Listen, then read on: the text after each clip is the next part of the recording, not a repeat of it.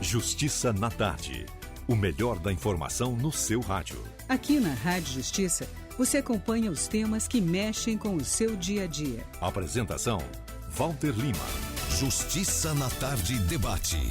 Olá, muito boa tarde. São 15 horas mais 8 minutos e neste momento estamos iniciando o nosso debate. Muito obrigado a você, sintonizado na 104,7 FM, como também nos acompanhando pelo canal do YouTube da Rádio Justiça. Muito obrigado pela sua sintonia. Pois bem, o nosso assunto de hoje são os 35 anos da nossa Constituição.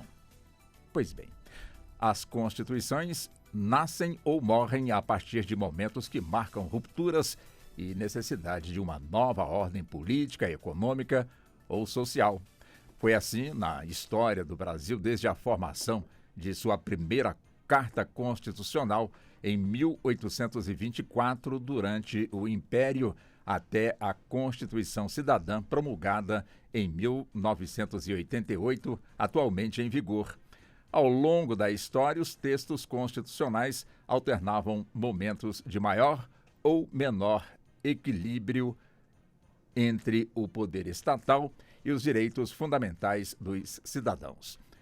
De todas as constituições da história nacional, a Constituição Política do Império do Brasil foi a que mais vigorou, ou seja, 65 anos, elaborada por um Conselho de Estado e outorgada em 1824 por Dom Pedro I. Mas hoje o nosso assunto é a nossa Constituição, a nossa Carta Magna, que completou 35 anos. E no nosso debate, a partir de agora, vamos cumprimentar nossos convidados e convidada. Começo então com a doutora Nara Aires Brito, ela que é advogada constitucionalista, professora da pós-graduação Lato Sensu do Uniceub e do IBMEC, aqui da nossa capital federal. Doutora Nara, seja bem-vinda. Obrigado por aceitar o nosso convite. Boa tarde para a senhora. Boa tarde, Walter. Boa tarde, ouvintes. Boa tarde aos colegas aqui presentes. É uma honra estar aqui na tarde de hoje. Muito obrigado a senhora pela gentileza. Deixa eu cumprimentar também o doutor Mário Amaral Neto, advogado, professor universitário das cadeiras de Direito Constitucional e Direito Administrativo. Doutor Mário, também seja bem-vindo. Muito boa tarde para o senhor. Boa tarde, Walter. Boa tarde também aos meus caros colegas que me dão a honra hoje de dividir essa bancada, doutora Nara, doutor Tiago, doutor André e a todos os ouvintes que estão nos acompanhando aqui nesse programa, que nós vamos discutir temas relevantes, né, nessa data comemorativa no dia de ontem, Walter. Tá certo, então. Doutor Tiago Pádua, doutor em Direito, professor da Faculdade de Direito da UNB, também advogado, né, doutor Tiago? Seja bem-vindo também. Muito obrigado por aceitar o nosso convite.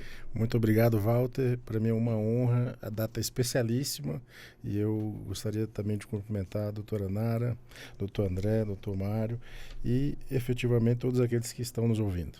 Muito obrigado, doutor André Figueira, advogado constitucionalista e também criminalista, também professor de Direito. Muito obrigado por aceitar o nosso convite. Muito boa tarde para o senhor. Eu que agradeço, como sempre, as palavras gentis. Boa tarde a todos os integrantes da mesa, doutora Nara, doutor Mário, doutor Tiago, a todos os integrantes da equipe da rádio, Neto, e, naturalmente, boa tarde especial a todos os ouvintes da rádio e aqueles que nos assistem pelo YouTube. Muito obrigado também ao senhor. Pois bem, vamos em frente, então, a partir de agora, conversando com os nossos convidados. E já coloco aqui a primeira questão, doutora Nara. A nossa Constituição, ela, ao nascer, já nasceu perfeita, justa, ou ainda precisamos fazer muita coisa? Bem, nós temos uma Constituição que eu entendo que ela é primeiro-mundista, ali na linha do professor Aires Brito, ele também fala muito isso, que a Constituição, ela é principiológica, é uma Constituição tida como uma Constituição cidadã, e que cabe a nós, né, agora, principalmente agora, após 35 anos de democracia, uma Constituição que foi promulgada após 21 anos de ditadura militar. É conhecer melhor a nossa Constituição, conhecer melhor as nossas leis, conhecer melhor os nossos direitos e também, por outro lado, eu vou puxar aqui um pouco a sardinha para a gente parar de ter tantas emendas. A gente não precisa de tantas emendas. A gente precisa conhecer melhor a Constituição. Nós temos uma Constituição principiológica, uma Constituição de cláusulas abertas, que trata de todos os temas mais importantes para a República, para o Brasil dar certo. Então, eu entendo que a gente tem uma Constituição muito boa, que deve parar de ser mexida, porque ela já está bem da forma como está. Doutor Mário, a mesma pergunta também para o senhor. Pegando um gancho, pedindo licença para a doutora Nara aqui, é muito interessante esse ponto que ela bem tocou, bem comentou. A nossa Constituição é uma Constituição que ela detém diversos princípios, diversos direitos, também detém os deveres, né, de cada cidadão, mas é uma Constituição que ela foi construída no momento histórico onde o Brasil necessitava realmente reaver todo esse espírito republicano e colocar ali no texto da Carta Magna, no texto da Constituição, as disposições que viessem a dar segurança ao povo brasileiro. Então, realmente, há um processo que mesmo que textualmente seja mais dificultoso para emendar a Constituição, mas nós temos diversas emendas à Constituição. E para aquele ouvinte que nos acompanha, né, até pode perguntar o que é essa emenda, né? É mudança da própria Constituição. Então, nós temos um procedimento, e com certeza nós vamos ter bastante tempo para falar aqui a respeito disso, que é mais difícil de alterar a Constituição do que de alterar uma lei ali ordinária ou até uma lei complementar. Mas, mesmo assim, há muitas mudanças, há muitas emendas ao texto constitucional. Nós temos uma Constituição que ela tem 250 artigos e também, além desses artigos, desses 250 artigos, nós temos atos de disposições constitucionais transitórias, que, se não me falha a memória, são 123 artigos aqui no ADCT. Então, nós temos uma Constituição que ela tem muitas previsões, há de se fazer ali realmente um estudo, um olhar ali muitas das vezes mais detalhado para se aplicar isso ao povo, mas o anseio ali popular, e como nós estávamos até conversando aqui antes de irmos ao ar, o Walter inclusive estava ali cobrindo a Constituinte, então realmente ele consegue até ter esse panorama histórico para a gente, que nós não tivemos essa honra, né, essa oportunidade de estar cobrindo tantos eventos, um evento tão importante, um evento tão marcante como a Constituinte, mas a nossa Constituição ela tem tudo para continuar vigorando com o brilho dela, com esse anseio, esse clamor social, essas diretrizes que foram postas, esses princípios no âmbito do nosso texto constitucional, e olharmos ali com mais cuidado, um olhar clínico, para que nós possamos ali continuar ali no âmbito do texto constitucional, ali exercendo a vontade e a soberania popular. Walter. Quando o doutor Mário coloca que eu estava lá, não como constituinte, mas sim como certeza, jornalista, fazendo isso. a cobertura, e tive realmente o maior prazer, uma honra de ouvir ao vivo ali o Ulisses Guimarães promulgando histórico, a nossa carta magna. Doutor Tiago, a mesma questão também para o senhor, por favor. É um tema, inclusive, difícil de falar depois de abordagens ricas como essas que foram feitas, né, pela doutora Nara, pelo doutor Mário. Eu vou tentar fazer uma referência Para a modéstia, doutor. Não, eu falo com muita tranquilidade. Eu sei, eu estou e até corrigindo a sua observação, você não era, Walter, constituinte, mas como a nossa Constituição de 88 é a mais democrática de todas, seguramente você participou enviando aqueles bilhetes constituintes ali. Você pode ter certeza. Com certeza. Então, considero constituinte Muito obrigado. por referência. E eu também gostaria de fazer um registro nesse momento, Walter, que no dia de hoje nós tivemos uma notícia triste, que foi o falecimento do ministro Moreira Alves. E eu considero que a nossa Constituição tem duas certidões de nascimento. A primeira é o discurso de instalação da Constituinte, que foi feito por ele, pelo ministro Moreira Alves, em 20 de fevereiro de 87. E depois a segunda certidão de nascimento é aquele outro discurso diferente, complementar, quando Ulisses Guimarães brandiu o livrinho da capa verde e amarela, chamando, batizando, né, de Constituição Cidadã. E esses dois discursos complementares, essas duas referências são muito importantes, até para a resposta da sua pergunta. A Constituição nasce completa? Eu acho que ela nasce desejosa de um novo momento. É um sonho que foi feito e me parece que ela é uma Constituição a melhor que nós temos. Quando a gente recebe uma notícia, Walter, boa, a gente costuma dizer, olha, é bom demais para ser verdade. E eu já ouvi essa Constituição sendo chamada dessa forma, e vou tomar liberdade aqui ao lado da Narinha, que foi exatamente o pai da Narinha, foi meu professor, o ministro Aires Brito, fez essa brincadeira um certo tempo, né? Que ela é boa demais para ser verdade, e é uma coisa muito boa que aconteceu no nosso país, é essa Constituição. É uma Constituição que inova, que traz questões relacionadas à mandado de junção, principiológica, a doutora Nara mencionou, cláusulas abertas, e eu acho que ela precisa ser um pouco melhor cuidada por todas as autoridades. Ela tem sido muito emendada, isso é verdade.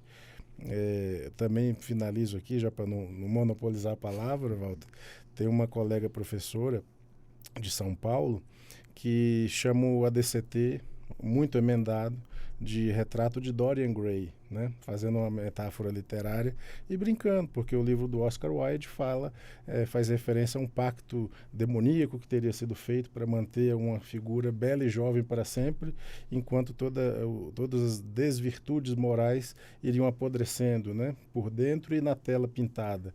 E aí a forma que se menciona é de que o ADCT seria isso. Quando você não quer resolver um problema, você joga para lá e o ADCT vai ficando entulhado. Nem tanto ao mar, nem tanto à terra. A Constituição ela nasce com um sonho que a gente precisa concretizar nos dias que vivemos, né? Que vivenciamos. Perfeitamente. Doutor André, agora é com o senhor, né? Também a mesma colocação. Eu quero ouvi-lo. Aliás, todos nós queremos ouvir o senhor. Faz uma pressão, né? Fechar com chave de ouro. Em relação a esse assunto, eu vi dia desse uma frase que eu achei sensacional, uma frase de um dos ministros de Napoleão, Talleyrand, que foi o chefe da diplomacia do Napoleão, e ele dizia que uma boa Constituição ela deve ser ao mesmo tempo curta e obscura. A nossa, ela não é nem curta, e no que diz respeito à obscuridade, eu acho que ela teve um esforço quase que maniacal pela clareza até excessiva em alguns pontos, né? O que não a poupou de uma certa obscuridade, mas para desmentir completamente Talleyrand, eu diria que a nossa Constituição ela não é nem curta nem obscura e ao mesmo tempo ela é uma boa Constituição, desmentindo aí o grande ministro, né? Eu acho que ela evolui com os tempos e de certa forma reflete também aquilo que a sociedade brasileira era nos anos 80, esse fatídico ano de 1988, que antecedeu outro fatídico ano, que foi 89, a queda do Muro de Berlim, né? Nós, antes desse debate, antes de descer para cá, estamos discutindo, inclusive, a permanência, a ressurgência de certas ideologias ou até de certos fantasmas ideológicos. E a nossa Constituição, de certa forma, ela reflete um tempo anterior à queda, ao fim a queda do Muro de Berlim, né? O fim da Guerra Fria, reflete um pouco esses valores, mas de uma maneira muito feliz. Eu acho que ela teve uma existência, uma vida talvez até um pouco superior às expectativas dos próprios relatores, dos próprios redatores.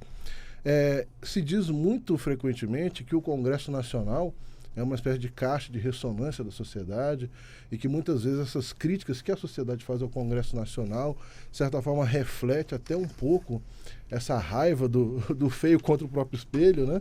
Que o Congresso reflete. Acho que a nossa Constituição também reflete um pouco todas as mazelas, todo o lado bom, o ruim, toda a dor e a delícia de ser brasileiro, digamos assim, né? Eu acho que o Congresso reflete bem o que nós somos e a Constituição também.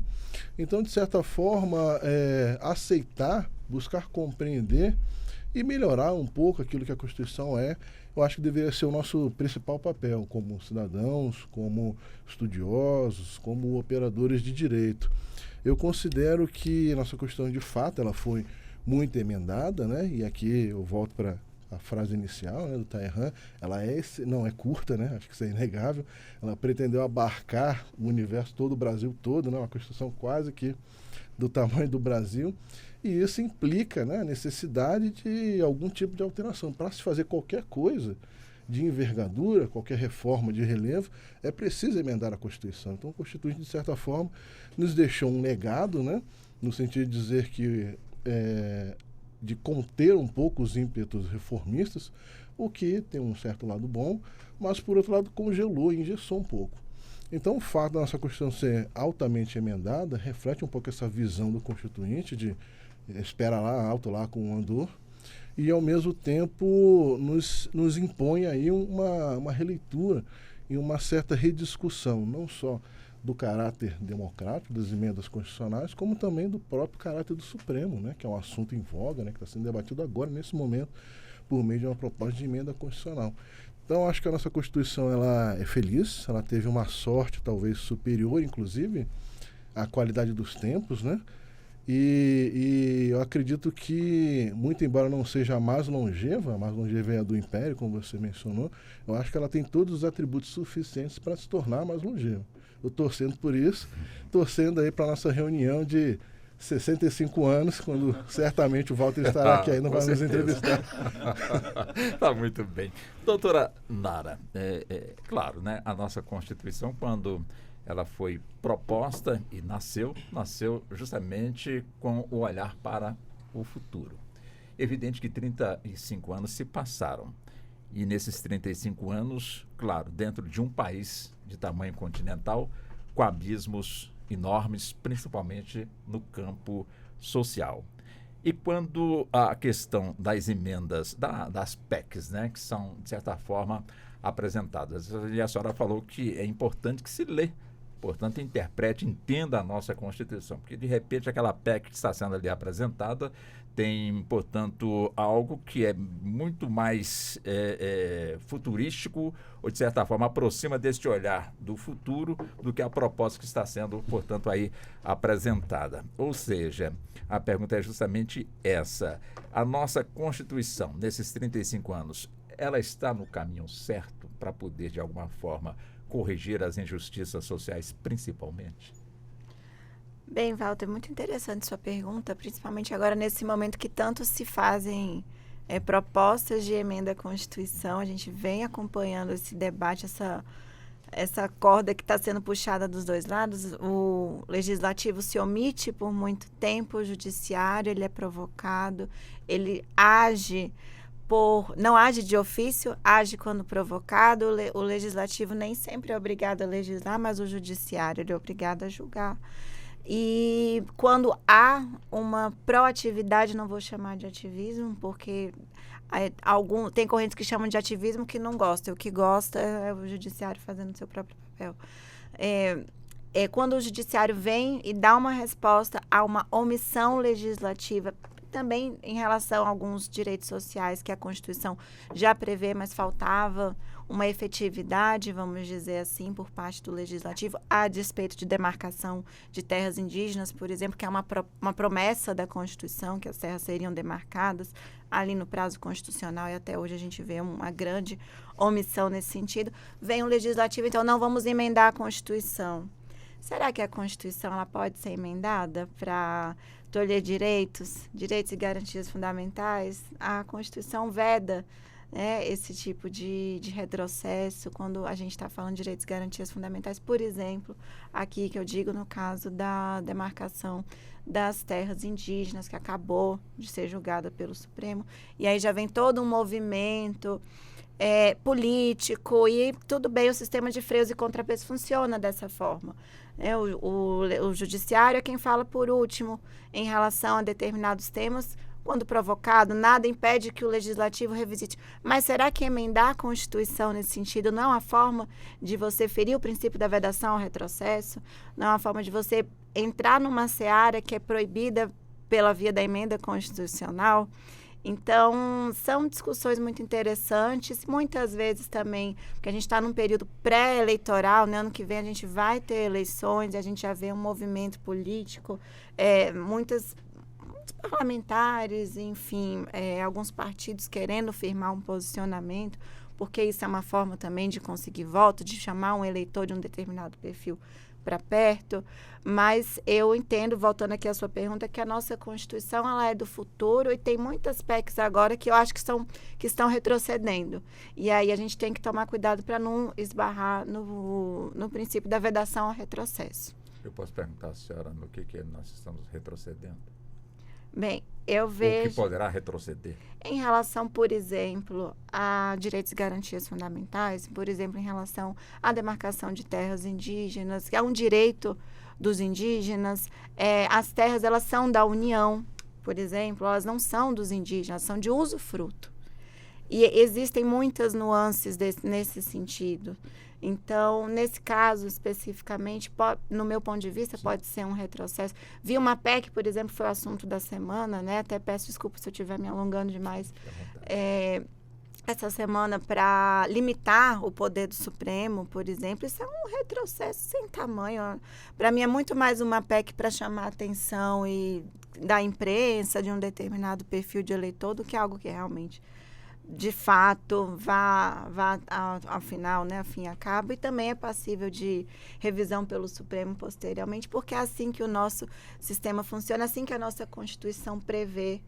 Então, a gente também tem que tomar muito cuidado. Em relação ao caso das vaquejadas, por exemplo, né, que a gente viu o Supremo julgar de uma forma, de acordo com sua própria jurisprudência em relação à proteção de animais, já proibiu briga de galo, já proibiu farra do boi, proibiu também as vaquejadas numa decisão bem apertada. Veio o Congresso no efeito conhecido aqui no juridiquês como backlash, faz uma revisão, mas ali tem uma pergunta: será que ali a gente está falando de direitos e garantias fundamentais? Talvez haja uma previsão para emendar, apesar de eu particularmente não ser a favor desse posicionamento.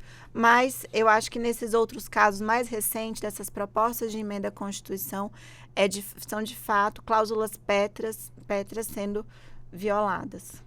Doutor Mário Amaral, claro, né, nessa nossa população de mais de 200 milhões de habitantes, num país continental, é evidente que nós temos posições diferentes. Há quem entenda que as PECs são bem-vindas, como também há quem entenda que as PECs, de certa forma, podem prejudicar o bom andamento.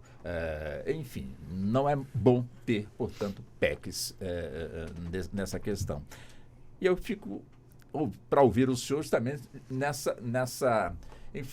nessas posições, né, contra e a favor das PECs. Como é que o senhor vê também esse aspecto? Pode ser um questionamento muito interessante, até inclusive antes de respondê-lo diretamente, eu vou pedir só licença, Fique até para comentar um pouco a fala da doutora Nara, né, que falou do efeito backlash. É até interessante quando a gente traz, né, esse juridiquês para dentro da sala de aula, os alunos às vezes ficam meio perdidos. Eu até me recordo que uma vez eu coloquei até uma questão discursiva a respeito desse efeito específico quando houve a situação do julgamento da vaquejada. Porque um fator interessante para nós colocarmos que para se aprovar uma PEC há muitas negociações e demora-se um tempo muito grande. Essa mudança da Constituição que houve a respeito, quando posteriormente o julgamento aqui em relação ao caso da vaquejada, foi uma mudança que ela ocorreu de uma forma a jato. Foi uma coisa assim, impressionante. Foi muito rápido a alteração que teve da Constituição. Inclusive, se não me falha a memória, até eu cheguei a comentar até com você, Walter, por telefone, que eu não estava nem em Brasília, quando houve essa alteração da Constituição. Muitos questionaram, né? Como é que se alterou a Constituição de forma tão rápida assim? Então, há essas discussões, né? Há esse sistema realmente que nós chamamos de freios e contrapesos. Um poder ali vai estar especificamente comissionado, né? Competente para poder se manifestar em determinada forma, determinado procedimento que a Constituição assim colocar. Mas, vindo aqui especificamente no que você falou a respeito das propostas de emenda à Constituição, das PECs, eu sempre procuro ter um tom equilibrado, de que tudo que é de mais ou de menos pode trazer prejuízo na maioria das situações. Obviamente, para toda situação ali limite, uma situação complicada, sempre haverá ali de se pensar no bem da população, no bem do povo, e haver uma exceção. Mas há realmente a necessidade de haver uma previsão de alteração constitucional, até porque o direito e a população ali tem que estar conectado, a vontade popular ela tem que estar conectada com a Constituição, e vai havendo mudanças sociais. Então, realmente, há de se prever um instrumento de mudança da Constituição. Agora, uma mudança, por exemplo, muitas das vezes demasiada, mudanças que trazem ali discussões, né, muitas mudanças no texto constitucional, tem que se haver um cuidado de nem aqui se discutir sobre a mudança em si, mas não se desconfigurar ali à vontade, né, o poder popular. Porque se nós pegarmos a Constituição, ali nos primeiros artigos, nós vemos ali no parágrafo único que todo o poder emana do povo. Ele não exerce diretamente muitas das situações, mas ele elege representante para poder exercer o poder popular. Então, o procedimento de alteração, ele é previsto. Há vedações, como a doutora Nara já bem colocou aqui, nessas alterações. A reflexão, inclusive, que o doutor Tiago trouxe também muito interessante, né, complementada aqui em vários aspectos pelo doutor André. A gente está aqui discutindo, mas aprendo muito com as discussões aqui que nós debatemos na Rádio Justiça, e temos que ter realmente esse cuidado de ter uma ponderação no que está se efetivamente alterando, a possibilidades de discussões de alteração ou não. E o que nós fazemos aqui, o que é abordado nos livros, nos congressos, nos estudos do direito, realmente traz essa consciência para que nós possamos ali dar continuidade, formando operadores realmente do direito, não só meros reprodutores da legislação, para que possam ali efetivamente levar a força constitucional ali e que se perdure no decorrer do tempo, como o doutor André Figueira bem colocou. Doutor Tiago, também nessa mesma linha, também vamos ouvir também o senhor sobre essa questão das PECs? Eu adiro completamente as falas, né, dos colegas, e efetivamente as PECs são destinadas a um aprimoramento da Constituição, e exatamente a maior confissão da própria Constituição de que ela não é perfeita é quando ela fala: eu admito que se façam mudanças, só que com vários limites. Esses limites estão lá no artigo 60, parágrafo 4º. Efetivamente, as cláusulas pétreas são um grito que a Constituição diz alto lá. Aqui não há negociação. Então, com relação a esse tema, essa PEC que tramita agora, recentemente, né, toma a liberdade até de fazer uma referência, a PEC 50, número 50, portanto, eu vou fazer um trocadilho, não é uma boa ideia, porque senão seria outro número. e essa PEC, ela tramita exatamente como uma retaliação à Suprema Corte. Todos estamos observando temas sensíveis que foram julgados nos últimos meses da gestão da ministra Rosa, de quem fui assessor, né? E são temas bastante controversos. Demarcação das terras indígenas, a questão da legalização ou descriminalização das drogas e também, por último, agora a questão relacionada ao aborto. São temas eminentemente sociais, de saúde pública, e que precisam de um debate plúrimo. No entanto, a Suprema Corte possui esse dever constitucional de julgar quando existe uma lei, se é inconstitucional, se fere a Constituição, ou se não há lei, a omissão também é inconstitucional. Essa PEC que busca alterar o Supremo, agora nesse momento, até tem uma perspectiva que é muito própria de minha parte. O próprio Supremo Tribunal Federal entende de outra forma, né? Porque se entende que no caso das PECs não existiria a incidência do vício de iniciativa, como tem na legislação comum, né? Mas eu penso que, como se trata de uma questão constitucional como essa, delicada, que tise na separação de poderes, me parece que só o Supremo teria condições de fazer uma referência de alterar a si mesmo, como na legislação que modifica questões do Poder Judiciário. Espero até que o Supremo reveja esse entendimento, porque nesse momento me parece que essa PEC é inconstitucional até por conta dessa questão, e o Supremo tende a fazer alterações internas e tem feito, né? Mudou muitas questões de regimento interno, estabeleceu questões muito específicas que já pacificaram muitas das questões que eram altamente controversas. E a gente pode falar, como a doutora Nara também mencionou, né, a questão da demarcação das terras indígenas. O doutor André acabou de mencionar outra questão relevante nessa mesma linha. O Tomário também fez a mesma referência. E me parece que esse grito que a Constituição diz alto lá, me respeite, porque daqui vocês não podem passar, em alguns momentos tem sido não tão observar da forma que deveria, né? Sobretudo com essas perspectivas. A Constituição, ela é feita para durar, né? Basta olhar o momento constituinte dos Estados Unidos da América, né? A Constituição que nasceu lá na Convenção de Filadélfia, 1787, portanto mais de 200 anos, emendada muito pouco, mas porque são peculiaridades que eles possuem, uma rigidez constitucional muito diferente, e nós aqui temos uma outra perspectiva. Mas não é por conta disso que a gente não precisa parar para pensar nesse aspecto. Olha, será que nós não estamos desvirtuando? E aí eu pego aqui algumas pesquisas que foram feitas recentemente. Alguns professores de instituições de pesquisa têm dito o seguinte: desde 88, o que nós temos feito, mais do que qualquer outra coisa, é desconstitucionalizar a Constituição. Isso decorre de uma atividade predatória de modificar com uma frequência muito alta, pelo menos 4 ou 5 vezes por ano, mudanças profundas na Constituição. E a gente observa que, falando mais uma vez de um juridiquês que a gente tenta simplificar, nós costumamos dizer que uma das características da Constituição de 88 é que ela seria rígida.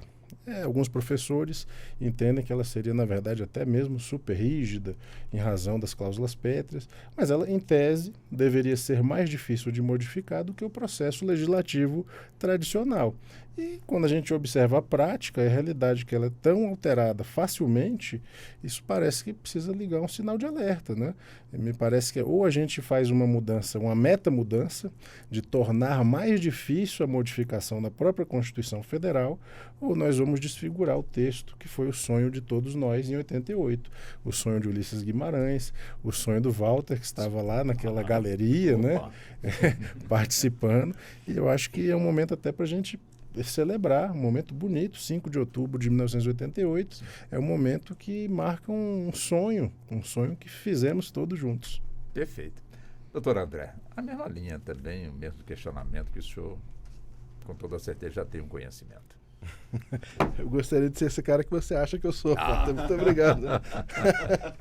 Mas, em relação a esse tema, esse realmente talvez seja o tema de direito constitucional, um dos principais, talvez o principal.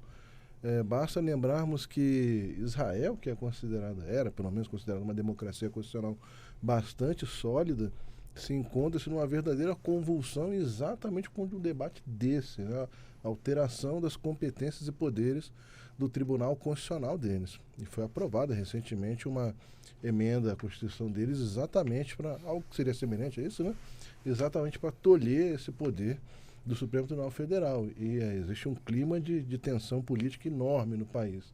Então, esse realmente é um tema bastante candente, não só no Brasil, como em várias democracias constitucionais mais complexas. Basta ver também um debate que existe no âmbito dos Estados Unidos. Lá também se debate bastante as posturas e as competências e os poderes do Supremo Tribunal.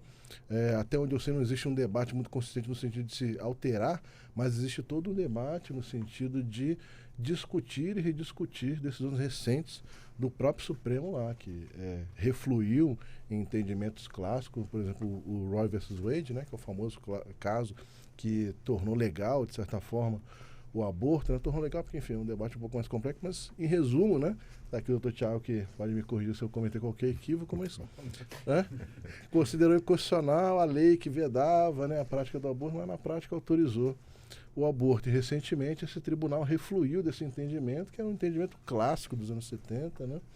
Então, os Supremos Tribunais, não só no âmbito brasileiro, mas no âmbito de todas as democracias complexas, constitucionais, avançadas, digamos assim, é um debate da hora.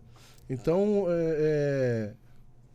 é um debate atual, especialmente no Brasil. Eu acho que aqui a gente coloca pimenta em tudo, né? Então já é um debate que se trava no âmbito das cortes constitucionais e da academia. Mas aqui no Brasilzão a gente bota mais sal, mais pimenta, bota mais um pouco de tudo. E aí se acrescenta mais esse debate que atualmente se trava em relação ao combate, aos extremistas políticos, né? A responsabilização do 8 de janeiro. Então, um debate que já é complexo fica ainda mais, adquire colorações mais do que técnico-jurídicas, que já não são simples, né? Que já é um debate complexo, denso. Aí já bota o elemento do dissenso político-partidário, você já vê o caos instaurado, né?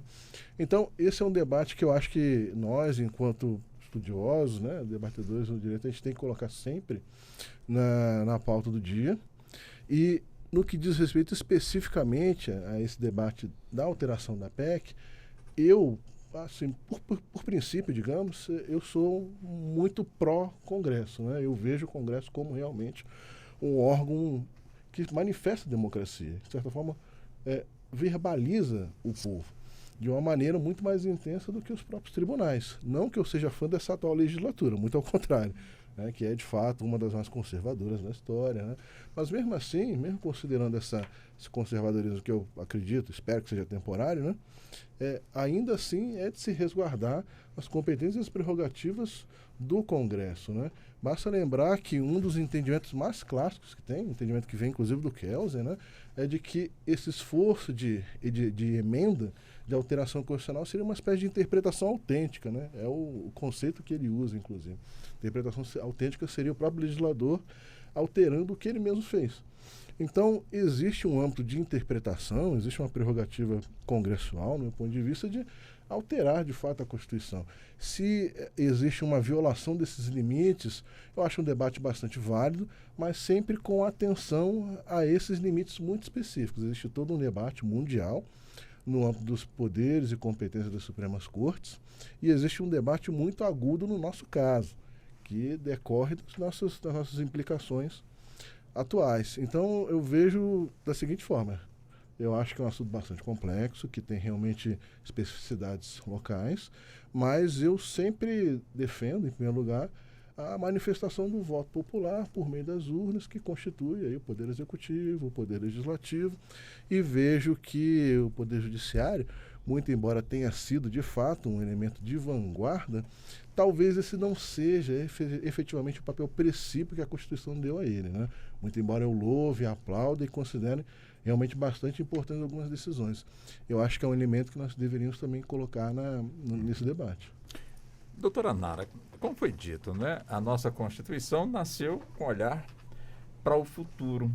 E, claro, muitos embates estão acontecendo, e a pergunta que fica é a seguinte: quando a nossa Constituição Cidadã, de 1988, nos projeta para o futuro, nós, no presente, estamos, e no passado, estávamos preparados para realizar ou debater questões do futuro, questões que hoje, para muitos, podem estar soando como, enfim, não é o momento, vamos esperar mais um pouco, ainda não estamos preparados sim, cadê a coragem? Afinal de contas, o que os nossos constituintes nos deixaram? Bem, eu agradeço a contribuição também dos professores e os pontos de vista. Depois eu quero trazer uma notinha de rodapé em relação ao posicionamento do professor André, mas em complementação. Pois não. Bem, a nossa Constituição, nossos constituintes, eles vieram de um momento histórico de redemocratização. Como o professor Mário colocou, foi de reaver o espírito republicano. Então, muitas questões, e aí veio a inspiração também internacional, a inspiração da Constituição da República Portuguesa, a Constituição de Weimar, que é a alemã, de cláusulas abertas, a gente volta sempre nisso. Então, são princípios a serem interpretados, são direitos fundamentais a serem interpretados. A Constituição, ela fala de direito previdenciário, fala de direito tributário, fala de direitos das mulheres, da classe trabalhadora, fala de previdência social, fala de direito à saúde, institui o SUS. Então, ela tem muitos temas já trabalhados nela. E nisso eu vejo um futuro bom, né? Se a gente for analisar e ver a Constituição, a gente vê uma promessa de um Brasil também do futuro, um Brasil com menos desigualdades sociais, um Brasil mais igualitário de fato, né? Com mais equidade, vamos colocar assim. E a Constituição vem sido interpretada dessa forma. Concordo com o professor André que a democracia, né, faz parte do processo democrático, a gente colocar e ser representado pelas pessoas que estão ali no Congresso Nacional, que são eleitas pelo voto direto, secreto e periódico, presidente da República também, mas por outro lado, e daí ele também defende nessa questão da Constituição, ser emendado através das PECs lá no sentido que quer os entraves, mas também, por outro lado, a gente vê principalmente depois da Segunda Guerra Mundial e de movimentos que a gente teve de direitos e garantias fundamentais do mundo inteiro sendo violados, uma nova era do direito constitucional. Então, um direito constitucional pós-positivista, e que também, justamente com a Constituição no centro do debate político, do debate público, a gente vê o engrandecimento do Poder Judiciário por própria previsão constitucional, porque o Judiciário é quem, e no nosso caso aqui brasileiro, é quem interpreta o Supremo Tribunal Federal, o guardião da Constituição. E por muitas vezes o tribunal e o judiciário, enfim, aqui no Brasil especificamente o STF, ele acaba assumindo um protagonismo em relação à proteção de direitos e garantias fundamentais quando violados. E acaba que esse papel muitas vezes é dito e visto como um papel contra-majoritário, contra a vontade de uma maioria. Qual é a maioria? A maioria que determinados grupos políticos eleitos diretamente pelo povo estão ali, muitas vezes, ferindo direitos e garantias fundamentais. Então, até mesmo uma omissão pode ser uma forma de você ferir direitos. Você, por exemplo, não reconhecer a união estável entre pessoas do mesmo sexo, nunca falar desse assunto, deixar lá engavetado e viu o judiciário dar uma interpretação conforme a Constituição. A Constituição nem chegou a ser alterada, ela foi interpretada, a lei foi interpretada em conformidade com a Constituição, a lei civil que permite as uniões estáveis e agora o casamento também, né, entre pessoas do mesmo sexo. Então, eu vejo esse ambiente pós-positivista ou neoconstitucionalista, como algumas correntes costumam dizer, com muitos bons olhos, e eu vejo a nossa Constituição nesse quadro, em que o Poder Judiciário muitas vezes acaba precisando, e ele mais uma vez, ele não age de ofício, ele age quando provocado, a dar respostas para a sociedade, porque são fatos sociais que sempre aconteceram, sempre existiram. As famílias constituídas por pessoas do mesmo sexo, sempre existiu também, por exemplo, a família monoparental, que é a mãe solo, né, que é a família tradicional brasileira, a gente sabe que é a mãe solo. Então, eu vejo o Supremo, muitas vezes, exercendo esse papel contra-majoritário em questões quando afetam direitos e garantias fundamentais. Agora, a demarcação de terras indígenas, por exemplo, é uma forma de você trazer resposta a essa Constituição do futuro, né, que previa proteção dos índios ou indígenas, ações afirmativas para pessoas negras, indígenas e pardas, ações afirmativas para pessoas com deficiência, e muitas vezes essas questões vêm parar no Supremo porque elas não trazem voto, ou trazem voto quando, na verdade, são contrárias a elas, porque isso também levanta um debate, né? Então, são essas considerações. A notinha de rodapé. Eu não esqueci não, doutora. Em relação. A notinha de rodapé em relação a esse positivismo keynesiano de emendar a Constituição, que eu também acho justo. Por exemplo, a gente teve uma emenda que era mais que necessária como direito fundamental à proteção de dados.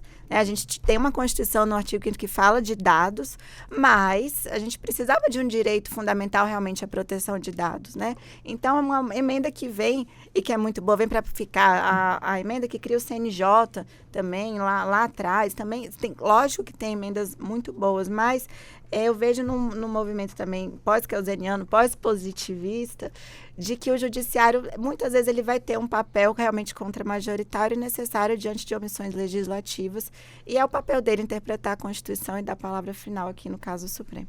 Perfeito.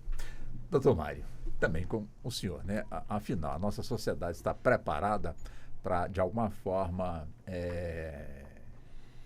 atuar com a nossa Constituição focando o futuro? Nós estamos prontos para esse debate?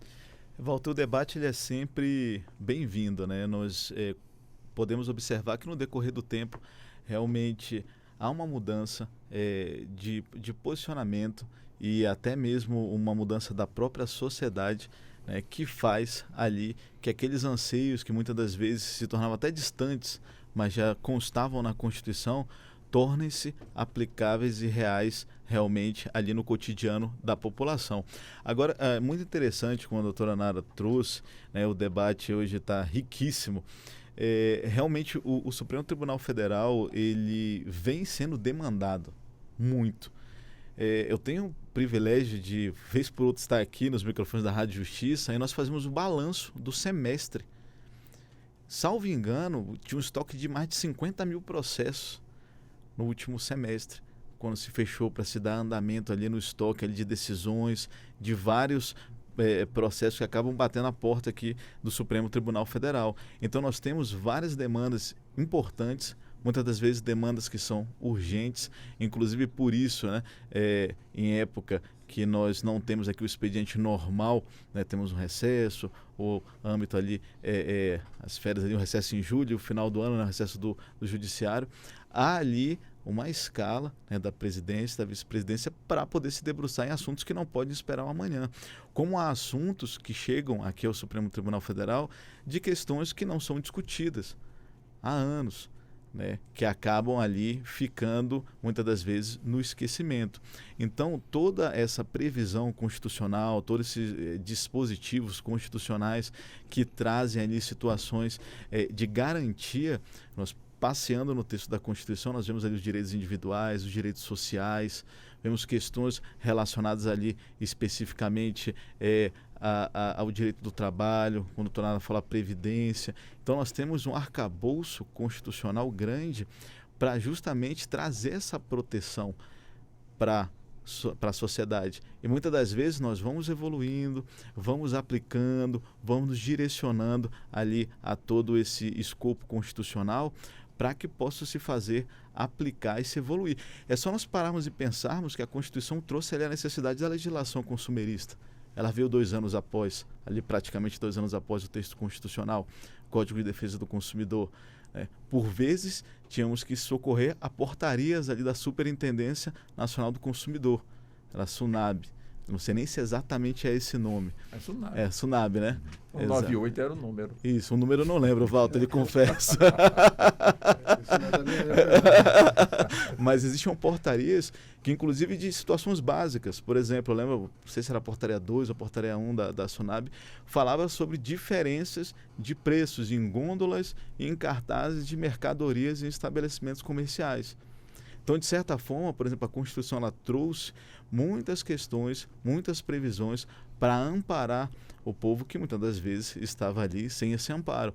E nós vemos ali o Código de Defesa do Consumidor, o CDC, que veio ali praticamente 2 anos após o texto constitucional. Então temos muitas previsões, é uma Constituição que procurou ali guardar muitos direitos. Eu até entendo realmente que o texto constitucional ele é vasto, mas foi um momento que se precisava, em dadas situações, ante o anseio do povo, muitas vezes se positivar muitas situações dentro da Constituição ali para a própria questão, creio eu, né, não estava cobrindo ali, Walter, como você, não sentiu o sentimento ali realmente do povo, aquela época do povo brasileiro, mas para se trazer uma segurança, uma certa segurança, uma outra era ali para a população brasileira. Mas a Constituição ela faz esse papel, ela traz obviamente a essas evoluções e a esses debates que são riquíssimos aqui para que nós possamos sempre estar evoluindo e que a Constituição continue sempre expressando a vontade popular. Agora com o senhor, doutor Tiago, nós temos 4 minutinhos para o senhor também trazer o ponto de vista do senhor sobre a nossa Constituição, que nasceu olhando para o futuro, mas será que no presente nós estamos preparados para esse debate? Essa pergunta ela é propícia para a gente olhar para o passado. Sim. E olhar para o futuro e refletir sobre o presente, né? Como uma espécie de Janus, né? Olhar para frente e para trás. Eu recordo aqui, Walter, algumas questões só para lembrar o momento em que nós nos encontramos, porque parece que a gente não sai de um problema, eu vou chamar aqui de um atoleiro constitucional. Todos os momentos históricos em que nós tivemos embate entre o governo de plantão, de turno e o Supremo Tribunal Federal, nós tivemos sempre intervenções indevidas no Supremo Tribunal Federal e sempre por questões jurisdicionais. Aspectos de decisões um pouco mais ou menos progressistas, né? Basta lembrar, eu vou voltar um pouco no tempo, pensemos ali em Dom Pedro II, que era amante de uma mulher muito conhecida, Condessa de Barral, chateada com a decisão do Supremo, foi falar com o Dom Pedro e ele aposentou à força 4 ministros do antigo STJ. Isso era 1863. Depois nós tivemos o Getúlio, né, 1931, num embate histórico que precisa ser resgatado. E esse embate histórico, com diversos aspectos, fez com que Getúlio aposentasse 6 ministros do Supremo.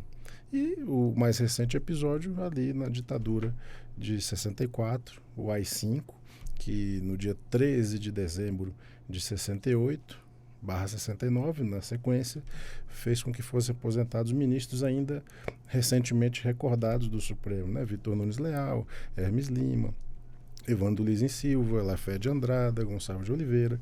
Esses 5 ministros se somam a uma galeria de ministros, só pela minha conta aqui, absolutamente incompatível com qualquer pretensão democrática. E nós chegamos agora, nesse momento, ainda sem superar essa forma de embate do Executivo, do Legislativo e do Poder Judiciário. E aí eu penso, nós precisamos avançar. E esse avanço precisa ser feito com o reconhecimento pleno, Walter, do que a Constituição diz de forma mais cristalina.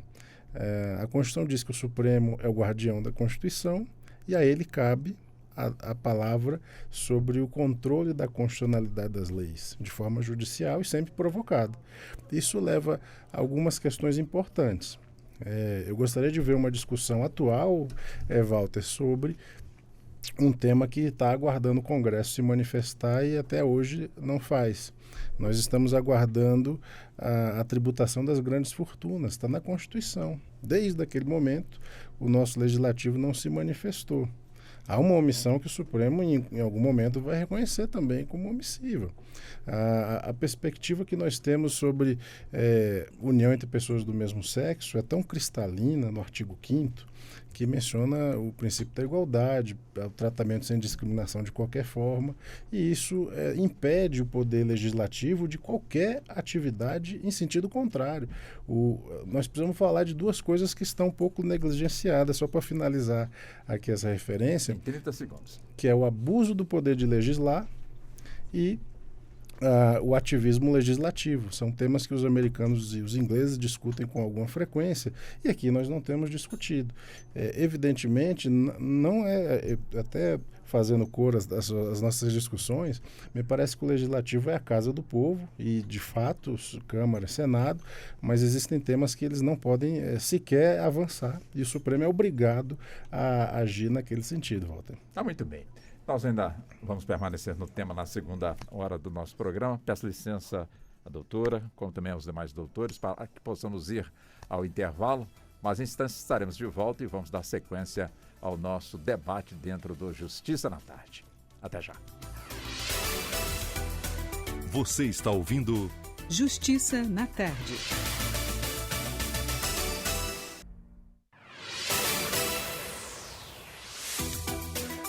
Voltamos a apresentar Justiça na Tarde. Justiça na Tarde debate. Estamos de volta, já entrando na segunda hora do nosso debate dentro do nosso Justiça na Tarde. São 16 horas mais 6 minutos. Muito obrigado a você nos acompanhando pela 104,7 FM, como também nos acompanhando pelo canal da Rádio Justiça no YouTube. Hoje o nosso debate está em torno da nossa Constituição, que no último dia 5, portanto ontem, completou 35 anos da sua promulgação. E conosco hoje no debate estão nossos convidados, também nossa convidada, a doutora Nara Aires Brito.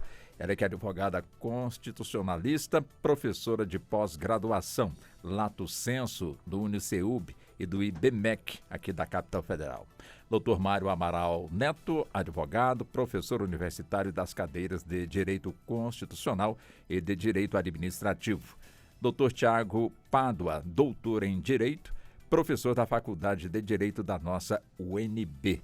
Como também Dr. André Figueira, advogado constitucionalista e criminalista e também professor universitário. Bom, vamos prosseguindo aqui, portanto, com o nosso assunto. Acho que foi meio injusto com o senhor, doutor Tiago. Eu apreciei o senhor, a gente já estava mais ou menos ali no nosso horário constitucional para sairmos para o intervalo. Então foi necessário, portanto, contar com a compreensão do senhor e foi muito bem compreendido. Então, concedermos 2 minutinhos só para o senhor fechar, antes de eu passar aqui para o doutor André, para o senhor fechar o raciocínio, já que o assunto é justamente a nossa Constituição do futuro. Você vai fazer uma emenda ao horário? É uma emenda, é assim, do seu jeito. E o expediente de conceder o tempo é legislativo mesmo. Sim, né? sim. Então eu estou dentro das regras. Então pronto. Eu agradeço, Walter, a gentileza sempre. Acho que o debate é muito rico, eu aprendo muito com esses debates aqui que nós fazemos dentro de sala de aula, e é preciso debater sempre, refletir. Acho que a função pedagógica da Rádio Justiça é para que a gente aprenda, né? Nós não temos verdades, nós discutimos e refletimos sobre temas, né? E penso que nós temos alguns temas que são muito relevantes do ponto de vista dos 35 anos da Constituição de 88. E esse tema, como eu falava antes do nosso intervalo, é com relação a aspectos que o Poder Legislativo e o Poder Executivo, em regra, têm trazido embates com o Poder Judiciário. Todos os poderes erram, se equivocam, todos os seus agentes também, nenhum está afastado das questões de equívoco, sim, mas penso que a maioria deles são erros de boa fé, de pessoas tentando acertar em algumas dessas questões. Mas o sistema constitucional ele tem uma clareza com relação a esse tema. Essa clareza ela é exposta pelos mecanismos formais em que a gente vai lidar com essas perspectivas da constitucionalidade formal ou não e da perspectiva material. É a adequação do rito, do procedimento e daquela matéria que se está pondo, né, em discussão. Todos esses temas mais sensíveis, nós sabemos todos, e falamos em alguns momentos aqui, doutora Nara, doutor André, doutor Mário, essas referências são recentemente julgadas pelo Supremo, mas precisam ser analisados, porque o Supremo não está impedido de julgar e ele fica, de certa forma, algemado pela própria Constituição.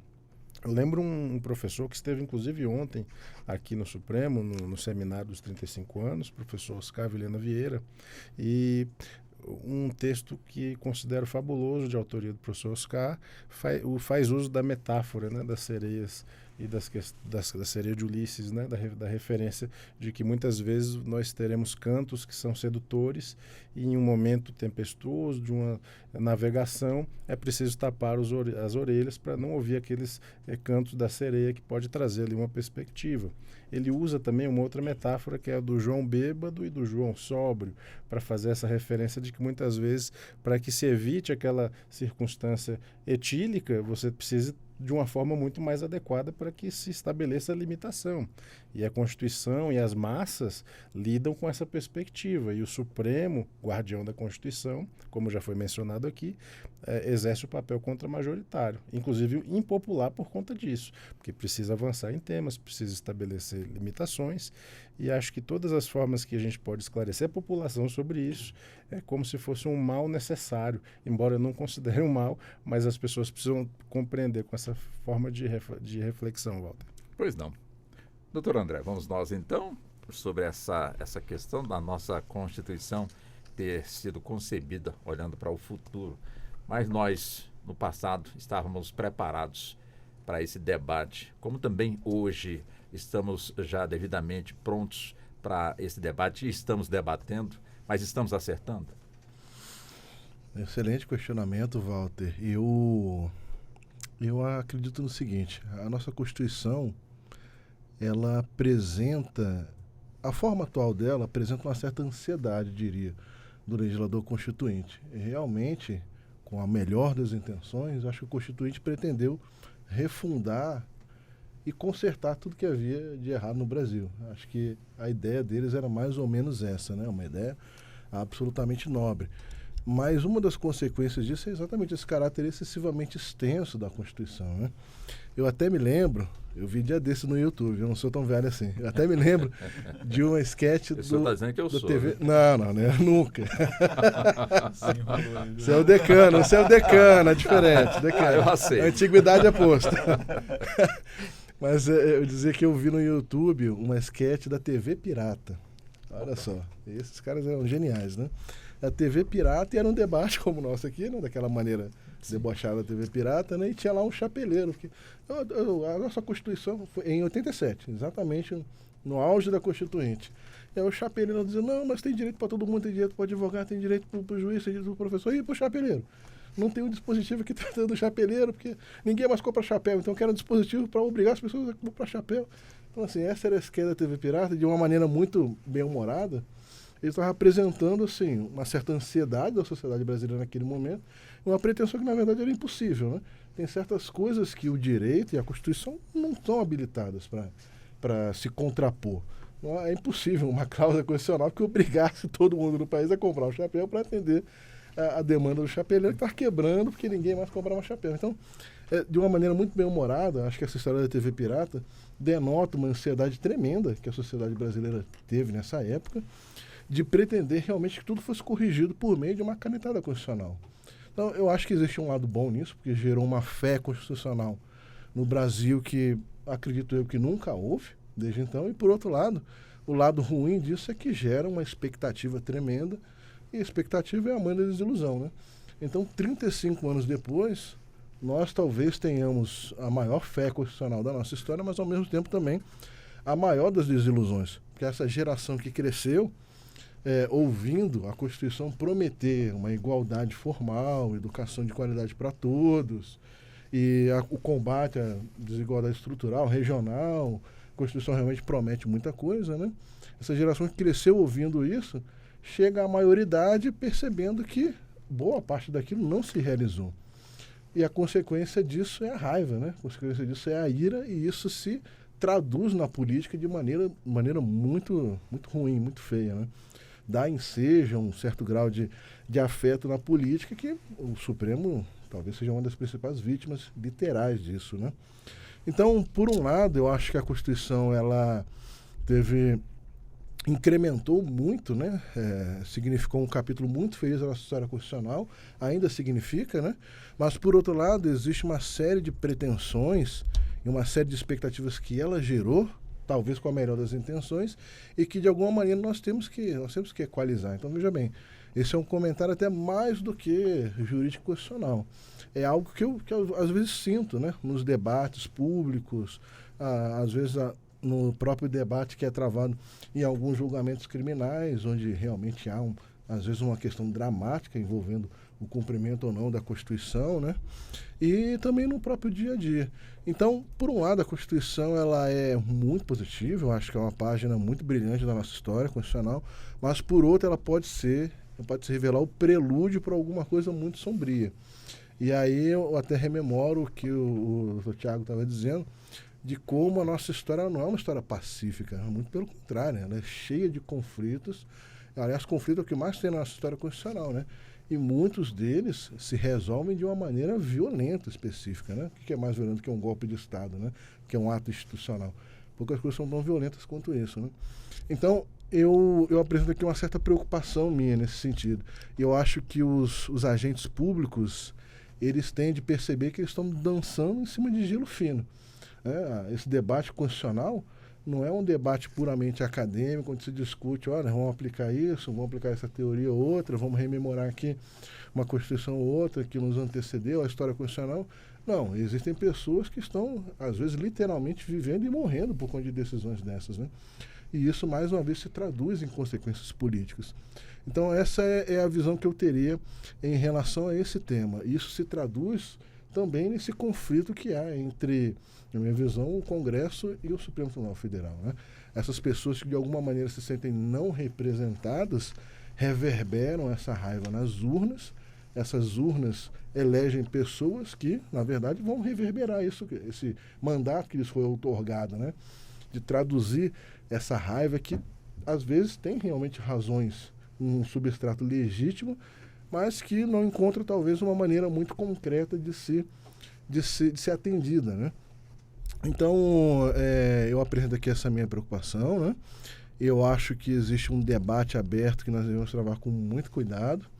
E eu acho que, na atual circunstância, né, por mais que possa parecer que a fatura foi liquidada do 8 de janeiro, eu acho que não. Eu acho que o que aconteceu no 8 de janeiro ainda não foi completamente apurado, né? O Supremo tem uma missão institucional nesse sentido, mas pode reverter e pode gerar efeitos lá na frente, né? A depender do debate que seja travado. Pois não.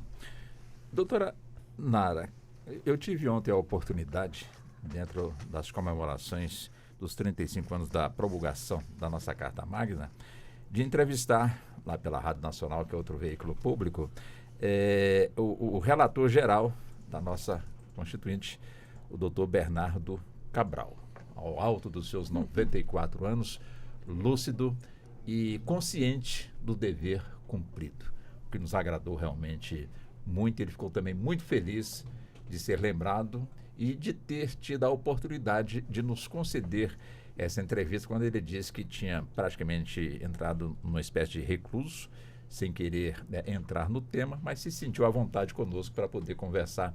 Isso nos honrou muito. A questão é justamente essa. Quando o doutor Mário Amaral, ele disse que não estava lá quando a nossa Constituição foi promulgada. Evidente que nós acompanhamos todo o trabalho feito pelos constituintes, entrevistando as mulheres, a doutora Maria de Lourdes, Benedita da Silva, enfim, muita gente mesmo. E claro, e um dos pontos que, com toda certeza, fez encher de esperança a nossa população é de que, com a nossa Constituição, o povo passaria a ter casa, passaria a ter comida, passaria a ter educação, passaria a ter, principalmente, segurança pública e, evidentemente, também a questão da saúde. E muitos também alimentaram com muita esperança de que, no Brasil, com essa nossa Constituição, nós teremos também, no campo econômico, juros taxados a 12% ao ano. Até que se descobriu lá na frente que tudo isso, para poder evoluir, tinha que passar por uma tal de regulamentação. E muita gente entendeu, poxa, temos tantos artigos, mas para que eles possam valer, tem que passar ainda por uma regulamentação, tem que passar ainda por uma negociação, tem que passar ainda por uma votação. Enfim, afinal, a nossa Constituição, quando a gente lê, a gente entende tudo? Bem, pergunta difícil.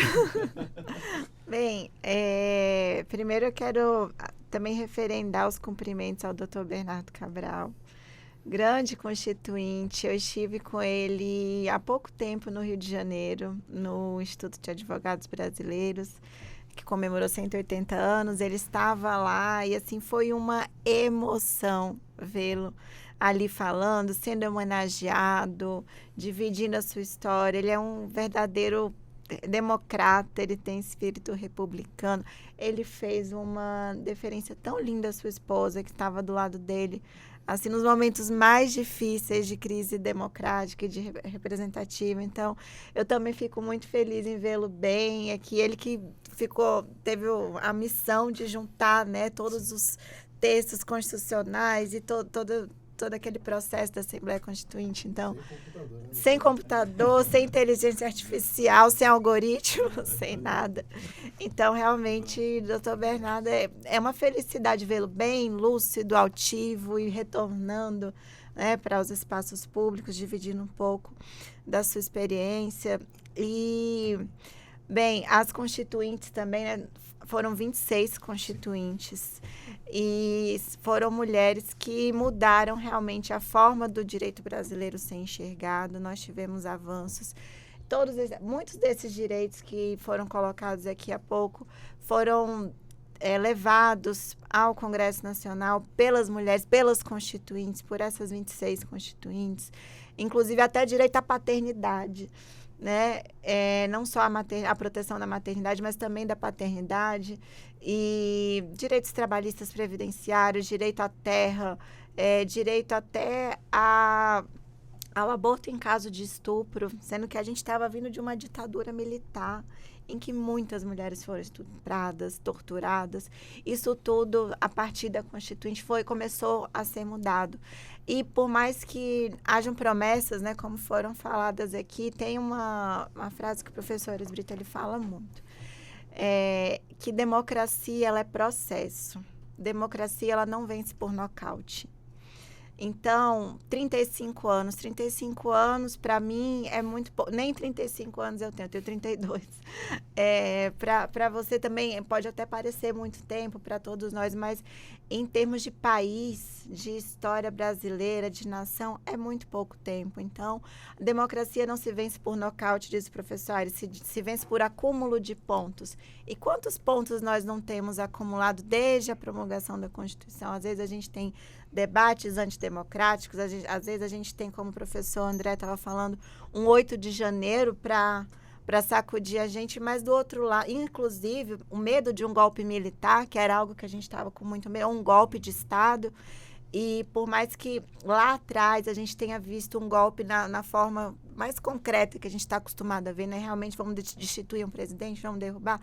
A gente viu nos últimos anos, e eu sou adepta a essa corrente, que na verdade a gente teve ataques institucionais à democracia dentro do próprio Estado Democrático de Direito. Isso também é uma nova forma da gente saber lidar com o cuidado e a preservação da nossa democracia, que é muito jovem. Eu acho que o 8 de janeiro, por mais que tenha tido consequências terríveis e a gente ainda esteja apurando, estamos amadurecendo o episódio, também é uma forma da gente enxergar que a democracia venceu. Que a gente conseguiu sair do outro lado e a gente tem realmente muito o que comemorar desse 5 de outubro de 2023, os 35 anos da Constituição. E é louvável também, o Supremo está afirmando esse posicionamento. Ontem a gente teve uma sessão muito simbólica, hoje a gente também está aqui tendo o prazer e a honra de conversar sobre o tema. Então, é isso, por mais que a gente tenha muitos anseios, democracia é processo. E eu vejo com bom futuro a nossa democracia, a consolidação dela. Doutor André, aliás, doutor Mário Amaral.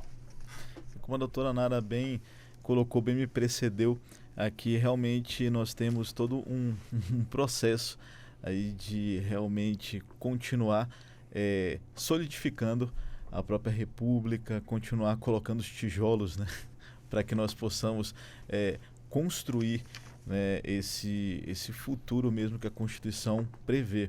Nós temos muitas normas na Constituição que são normas que nós chamamos até de programáticas, normas que vão servir de diretriz, de norte, mas eu desejo assim do fundo do coração, Walter, eu creio que todos os nossos colegas que estão hoje aqui debatendo, mas que isso realmente de fato se cumpra, que de fato os dispositivos constitucionais ali nós consigamos implementá-los ali da melhor maneira possível, de acordo com o anseio, de acordo com a realidade da sociedade. Como você bem colocou, Walter, no início aqui do nosso debate, o nosso país ele tem uma dimensão continental. Eu falo isso porque eu sou paraense, com muito orgulho. Vim para cá, para Brasília, com 6 anos de idade, cresci aqui, mas sempre retorno ali à minha terra. E ali no Pará nós temos ali rincões, nós temos ali o interior, inclusive eu nasci bem no interior do Pará, que nós vimos realidades que são totalmente diferentes de outras partes do Brasil.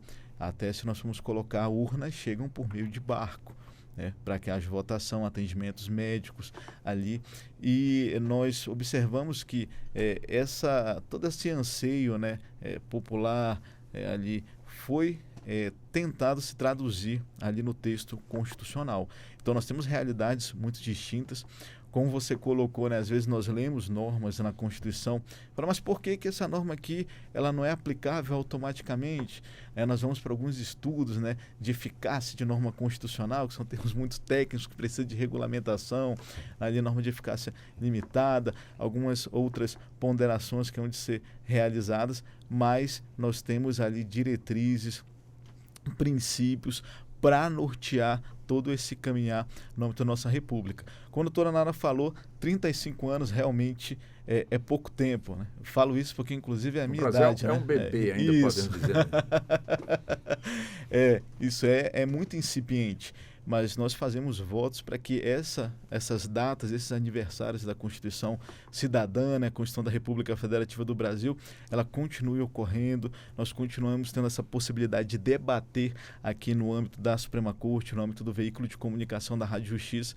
E gosto sempre de falar isso, e abro parênteses para dizer que a instituição, tanto da TV quanto da Rádio Justiça, que o Walter também teve a satisfação e o privilégio de implementar esse piloto da Rádio Justiça na época, juntamente com a TV, com vários outros guerreiros, foi e é e será, continuará sendo de suma importância, porque hoje a população consegue ver em tempo real o que nós estamos debatendo hoje aqui, as decisões do Supremo Tribunal Federal, os inclinamentos, os posicionamentos, a resposta rápida, urgente e necessária quando o Supremo Tribunal é provocado. Então hoje, cada cidadão ele tem a oportunidade de estar acompanhando de alguma forma, seja pela Rede Mundial de Computadores, seja pelo rádio, que eu não me canso de dizer, né? O rádio, ele alcança inclusive regiões onde a internet hoje não consegue alcançar no nosso país, e ele é muito importante.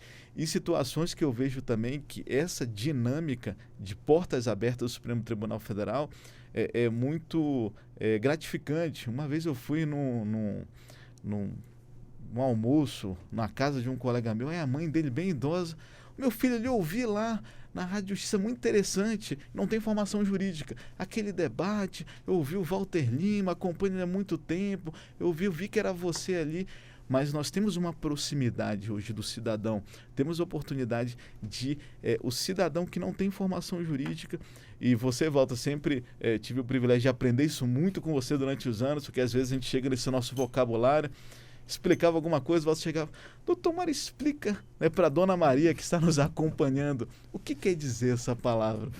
E nós vamos sempre evoluindo para poder transmitir o espírito constitucional, para transmitir o direito, as decisões do Supremo Tribunal Federal de uma maneira acessível, que todos ali possam compreender a batalha, a luta ali pela continuidade da República, pela continuidade da democracia, Walter. Deixa eu chegar no doutor Tiago também nessa mesma linha. Doutor Tiago, até acrescento que, como a nossa Constituição também foi feita através da própria população, né? A população também encaminhava ali suas propostas com número X de assinaturas, as propostas eram acolhidas, muitas avançaram, enfim, então tem também a mão do povo nessa Constituição.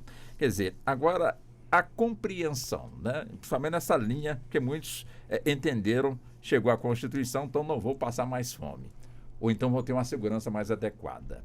Infelizmente, claro, o país gigantesco, de tamanho continental, e não é um privilégio também só do nosso país estar enfrentando esse tipo de situação. Temos aí várias vertentes, né, acontecendo, que de alguma forma influencia também nessas questões internas. Enfim, mas como compreender justamente a nossa Constituição nesse ponto que nós estamos aqui provocando os senhores? E essa questão, Walter, ela é de suma importância, até na linguagem mais acessível possível, né? Acessibilidade constitucional, inclusive, é um tema muito relevante. Você fez uma provocação e me fez pensar no texto que eu já mencionei aqui, que foi o texto de promulgação e diante do texto da instalação da Constituinte, um do doutor Ulisses e outro do ministro saudoso Moreira Alves. Sim. No texto de promulgação, ele fez exatamente essa referência para que a gente pensasse que uma Constituição não resolve todos os problemas. Há uma frase muito marcante em que ele fazia referência à Constituição de Weimar, e ele, um grande conhecedor do direito alemão, fazia referência de que havia uma disposição constitucional que obrigava a dar um exemplar da Constituição para cada pessoa, toda cidadão daquele determinado país, na Alemanha, e que isso por si só não foi suficiente, mas havia um espírito por trás dessa observação. A necessidade de levar o conhecimento da Constituição, dos direitos básicos, a todas as pessoas envolvidas. E aqui eu já faço uma referência um pouco mais atual. Um autor também de origem europeia, mas que é muito acolhido no Brasil, que é o Peter Heberle, tem uma referência para nós muito importante. Tem um texto, um livro dele muito relevante, que se chama Sociedade Aberta dos Intérpretes da Constituição. E há uma frase muito marcante também, de que todo aquele que vivencia a Constituição é um seu legítimo intérprete. De sorte que todas as vezes que nós pensamos nesse tema, de que as pessoas ainda passam fome, ainda, né, passam por dificuldades as mais diversas e podem pegar um texto da Constituição, e aí eu lembro das charges, né? As charges da época da Constituinte são muito criativas. Eu lembro de uma que mencionava exatamente alguém declamando o artigo 5º com todos aqueles direitos relevantes, e aí uma pessoa, uma mulher, uma senhora e um filho que não tinham o que comer, mas pensavam ainda, declama de novo aquela disposição que fala que todos são iguais perante a lei, é tão bonito ouvir, e aí a barriga roncando, né? Com fome. Então essas questões entre a realidade e a normatividade são dramáticas. O que me parece, mais uma vez, Walter, que nós precisamos pensar nas entrelinhas, e o Dr. Ulisses foi muito feliz em uma passagem daquele discurso de promulgação.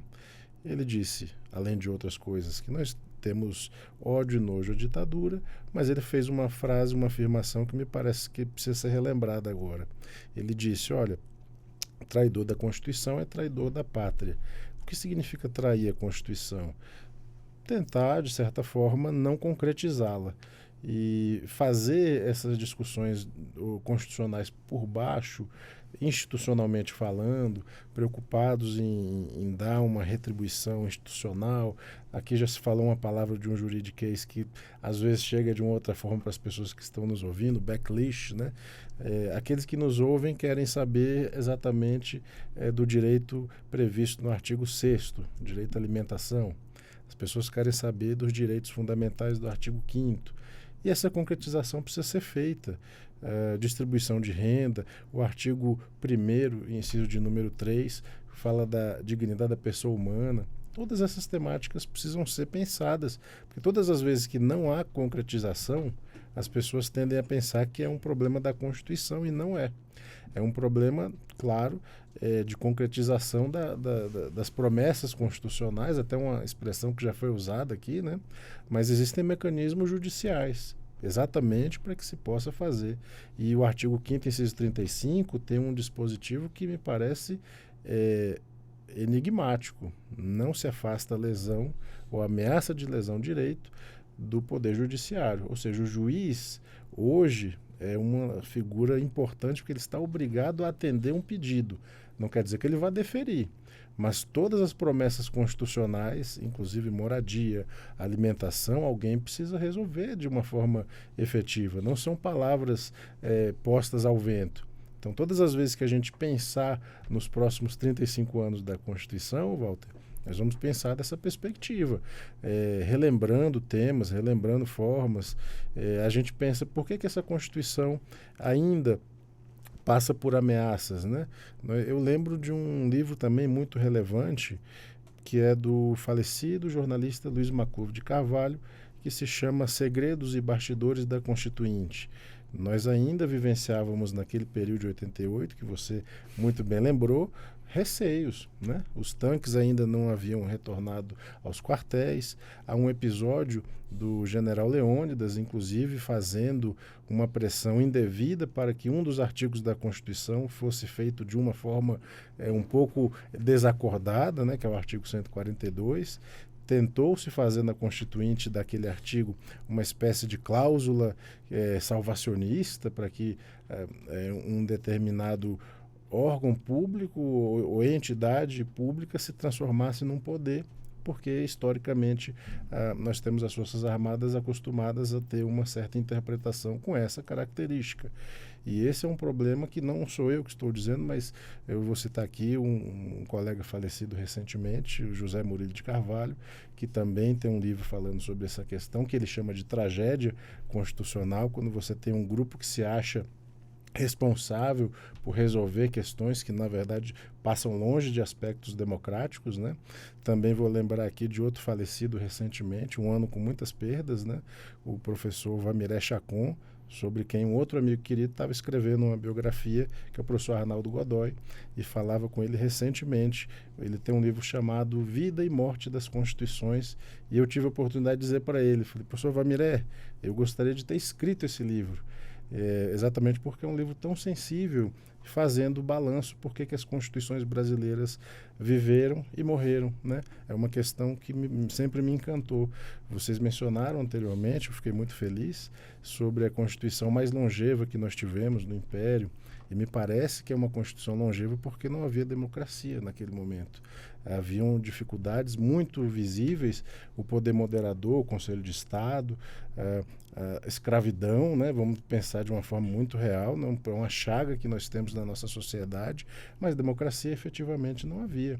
Aí quando surgem os momentos de tensão democrática, aí vem, o doutor André até mencionou, né, a referência que nós temos aqui de um problema de rupturas democráticas. Nós vivemos até hoje na nossa história muito mais rupturas do que períodos democráticos. E esses 35 anos da Constituição nos mostram que o caminho é concretizar todos os dias a Constituição. Ela é um bebezinho, Walter, como você mencionou. E é um bebezinho que exige cuidado. Outra metáfora que foi usada aqui, né? Patinação no gelo fino. Me parece que, de fato, é isso mesmo. Mas é preciso conciliar essa tensão, esse receio, com uma esperança. Eu acho que o texto constitucional ele é muito rico, muito belo. E não quero falar de estética, mas eu quero dizer apenas que ele foi feito com o sonho de concretizar direitos fundamentais. Afinal de contas, não foi à toa que o doutor Ulisses chamou de Constituição Cidadã. E aí vem a parte que eu finalizo aqui a minha fala, porque ela é Constituição Cidadã, porque ela, na fala do doutor Ulisses, buscava resgatar a dignidade das pessoas tão vilipendiada nos momentos anteriores. Agora, não é um passe de mágica. Resgatar a cidadania me parece ser uma atividade cotidiana de todos nós. Precisamos colaborar, refletir, estabelecer. Saindo daqui, provavelmente a gente vai encontrar alguém passando fome ali na esquina. E isso é uma violação de um direito fundamental. Saindo daqui, a gente vai encontrar pessoas sofrendo violência. A gente não pode esquecer o que está acontecendo na Bahia, a morte brutal de 3 médicos agora recentemente. No Rio. Exatamente, no Rio de Janeiro. Então, todas essas questões são problemas históricos que nós temos, não adianta ignorá-los, mas nós precisamos olhar diretamente para todos eles e pensar, olha, nós temos um documento constitucional pleno, magnífico, belo, que exige tratá-lo com a seriedade necessária. Doutor André. Olha, depois dessas aulas que eu ouvi dos outros expositores, eu achei que até difícil construir Olha a modéstia, doutor André. Realmente de altíssimo nível o debate. Bom, em relação a pergunta é se nós estamos preparados para o debate, né? Sim, essa é a pergunta sim. originária, né? Bom, na verdade, nós nunca estamos preparados, né? Debater, a gente aprende debatendo. Então, é exatamente nessa formulação de perguntas e respostas que é construído o processo democrático, né? A pergunta foi, já que nós temos tantas questões aí, né? É justamente isso, né? Fome, segurança, enfim, é mais ou menos nessa linha. Mas o senhor abordou muito bem. Como eu dizia, como a doutora Nara, tudo bem, como a doutora Nara bem expôs, né? Realmente democracia e constitucionalismo é um processo, né? Mais importante o caminho percorrido do que necessariamente a destinação, que a rigor nós nem sabemos exatamente qual é, né? A Constituição ela deixa o destino mais ou menos aberto, ela dá um vetor, mais ou menos qual seria o vetor, né? O combate, por exemplo, à desigualdade, está lá no artigo 1º, né? Que abre a Constituição, dizendo o que efetivamente o Estado Democrático de Direito brasileiro busca realizar. Agora, a maneira de realização desses é que realmente é o nosso papel enquanto cidadãos e operadores de direito. Eu acredito que, mais do que delegar para os poderes constituídos essa missão de interpretar, como o doutor Tiago muito bem lembrou, cada um de nós que vivencia a Constituição, uma frase muito feliz, tanto do doutor Tiago como do professor Haber, todos nós que vivenciamos a Constituição, de alguma maneira, somos intérpretes dela, né? O grito de raiva, o grito de dor também são, de alguma maneira, uma espécie de recado à Constituição, só uma espécie de interpretação da Constituição, né? Aquele que passa fome, aquele que sofre uma injustiça, de certa forma a dor dele também é uma espécie de interpretação constitucional, digamos assim, né? De uma maneira um pouco metafórica, né? Minha grande preocupação sempre foi exatamente na criação de uma verdadeira classe de pessoas que se considera de alguma maneira traída pelas promessas constitucionais, né? Eu não nego aí a grande envergadura da missão constitucional que a Constituição de 88 se impôs e que tem cumprido, bem ou mal. 35 anos de estabilidade democrática num país como o Brasil não é um feito qualquer, né? É um feito extraordinário, sem precedentes.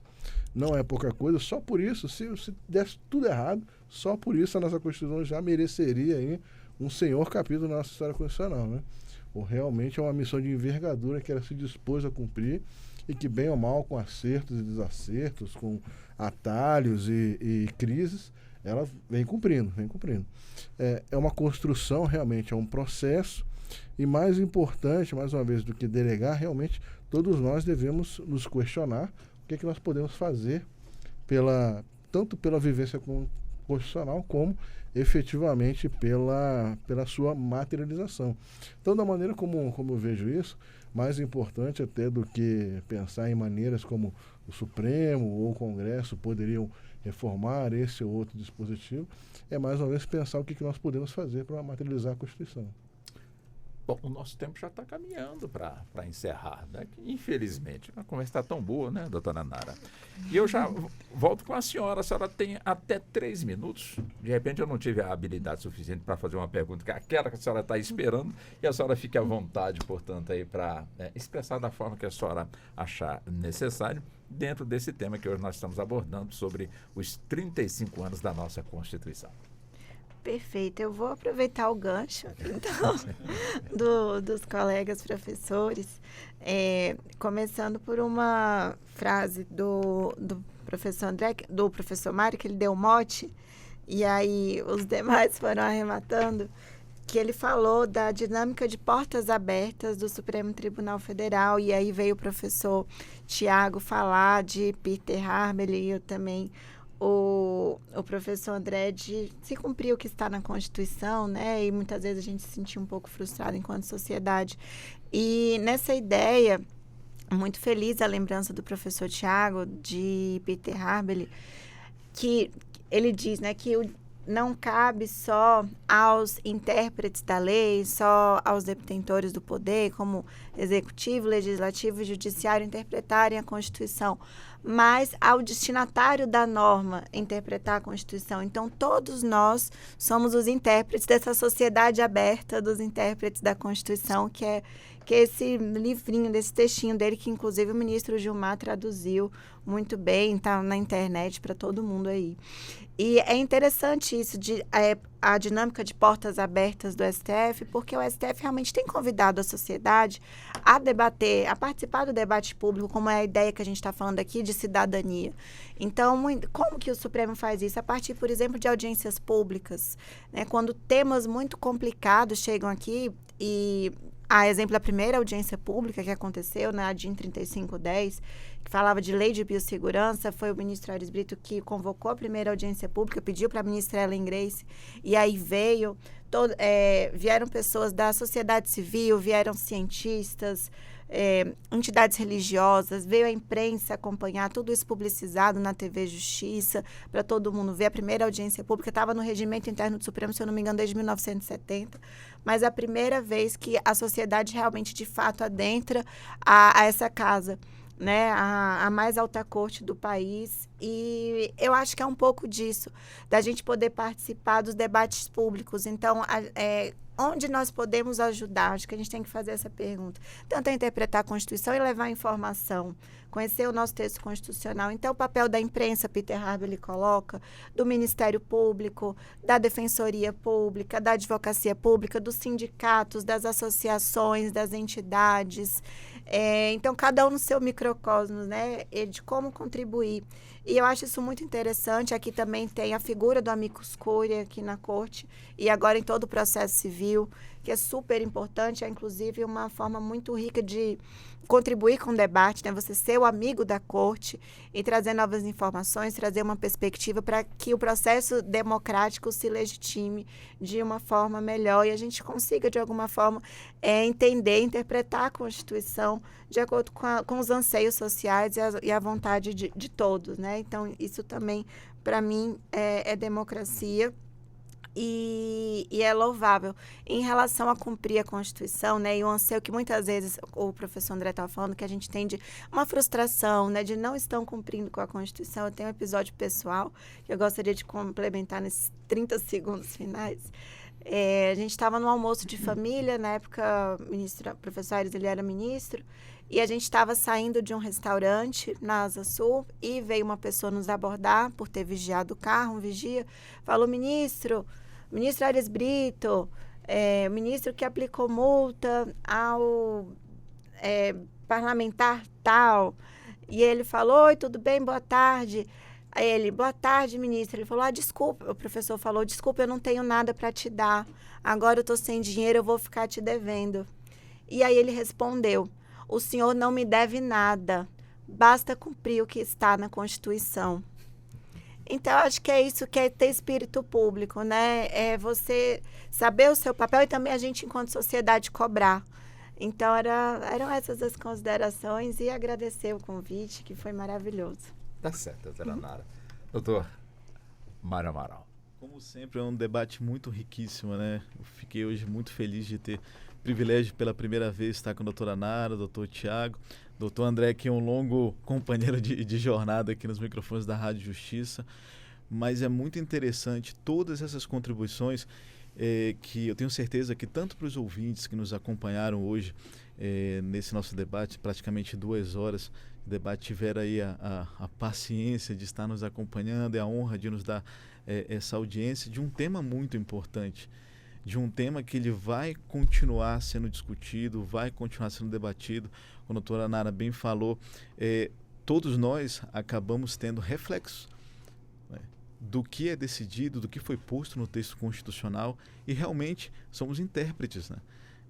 Fazendo referência à obra, né, muito festejada, nós somos intérpretes da Constituição de fato. Tanto nós que estamos aqui hoje debatendo, como todos que acompanham aqui a Rádio Justiça, a TV Justiça, têm a oportunidade de estar conosco aqui dentro de um veículo de comunicação, né, da Casa Constitucional, do guardião da Constituição do Poder Judiciário. Então, isso é um avanço muito grande, as audiências públicas, de se chamar a sociedade para dentro do Supremo Tribunal Federal, de você estar, por exemplo, em trânsito, em um carro, ou aonde o sinal da internet não alcança, estar ali podendo ouvir o que está se debatendo, o que está se discutindo na mais alta Corte de Justiça da República Federativa do Brasil. Então, nós temos normas realmente que elas vão perdurar na Constituição, com esses vetores, com essas diretrizes. Estava até aqui falando com o doutor André, que tem um dispositivo constitucional específico que traz um certo alvoroço em sala de aula, quando nós estamos ministrando a direito constitucional, que é o inciso 4º ali do artigo 7º, que fala do salário mínimo, de fala o que o salário mínimo deveria ali, em tese, como norma programática, como um vetor, abarcar as necessidades ali de uma família com moradia, alimentação, educação, saúde, lazer, vestuário, higiene, transporte, previdência social. E nós temos que caminhar para cada vez mais alcançar esses objetivos, essas finalidades, e dando sempre essa segurança, né, que esse espírito republicano, esse espírito do judiciário de portas abertas, como em outra oportunidade nós já tivemos aqui a possibilidade de discutir a própria instituição lá dos juizados especiais, conhecido como muitos juizados de pequenas causas, que aproximam a população, reduzem ali, pelo menos em tese, a expectativa que se reduza o tempo de tramitação de um processo judicial, mas, acima de tudo, ter as garantias constitucionais respeitadas, aplicadas, e cada um de nós fazermos a nossa parte aqui de procurar melhorar a nossa República, perdurar aqui esses anos aí à frente de Constituição com uma aplicação efetiva e que traga diferenças aí na vida de cada cidadão. Sei que parece até meio utópico, mas cada um fazendo a sua parte, construindo o tijolo da democracia, nós vamos melhorando a nossa República, o nosso Brasil. Walter. Doutor Tiago, também, por favor, até 4 minutos para as considerações finais.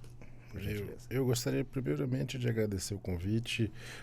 Penso que os 35 anos da Constituição precisam receber toda a forma solene e não solene, festiva, institucional. É um momento que precisa ficar marcado em cada pessoa a importância de um documento constitucional. Nós estamos falando aqui há alguns bons minutos sobre um tema que é extremamente relevante, sobre o qual repousa a forma como as pessoas vivem suas vidas, organizam-se em sociedade. A Constituição, ela também é muitas vezes dita pelos autores, sem usar juridiquês, Walter, como o pacto que organiza a convivência coletiva, a civilidade das pessoas. E as pessoas precisam ser respeitadas desde o momento mais inicial das suas demandas próprias, seus sonhos, seus projetos de vida. E nós, se olharmos para trás, nesses 35 anos, vamos encontrar alguns déficits, é verdade. Algumas dívidas, algumas promessas constitucionais não cumpridas, mas é preciso olhar um pouco mais atentamente.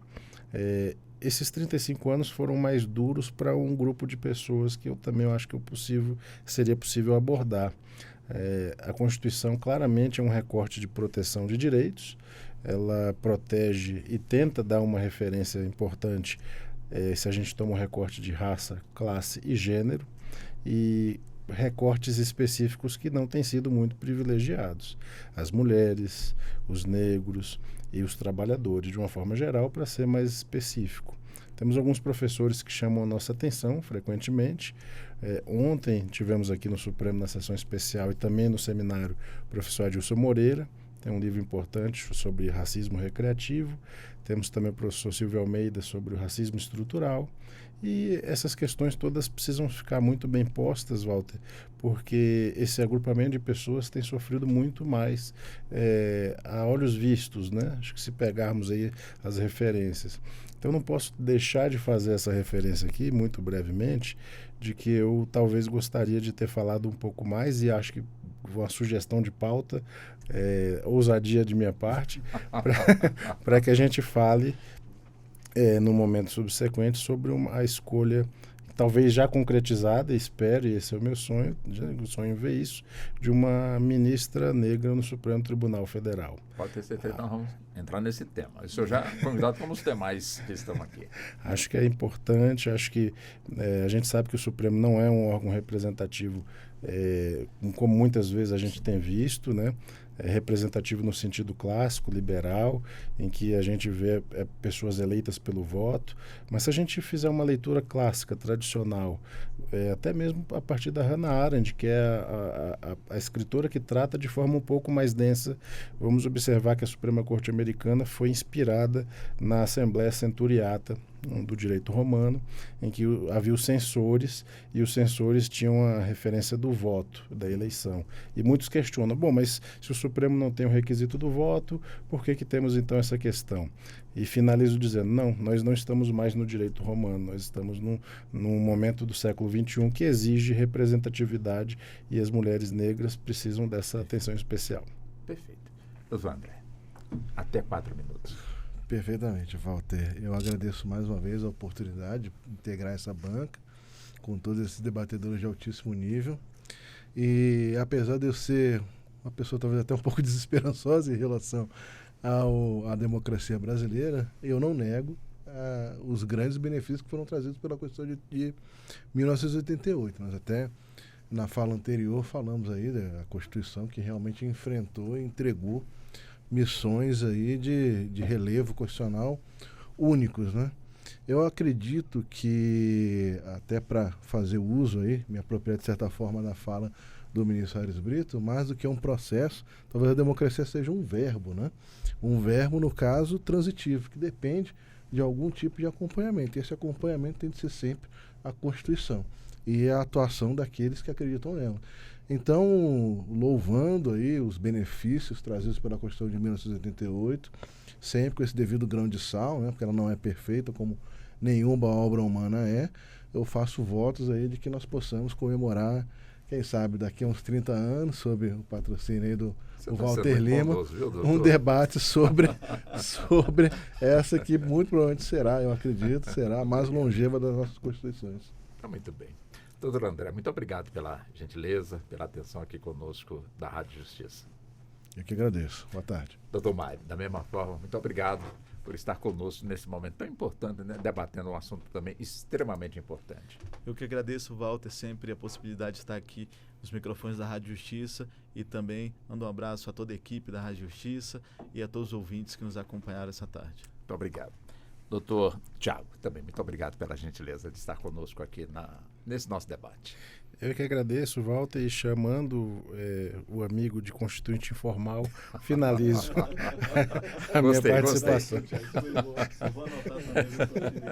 Doutora Nara, me permita pedir para a senhora levar o nosso abraço a quem a gente admira muito, a uma pessoa que eu sei que a senhora conhece desde pequenininha, que é o nosso ministro Aires Brito.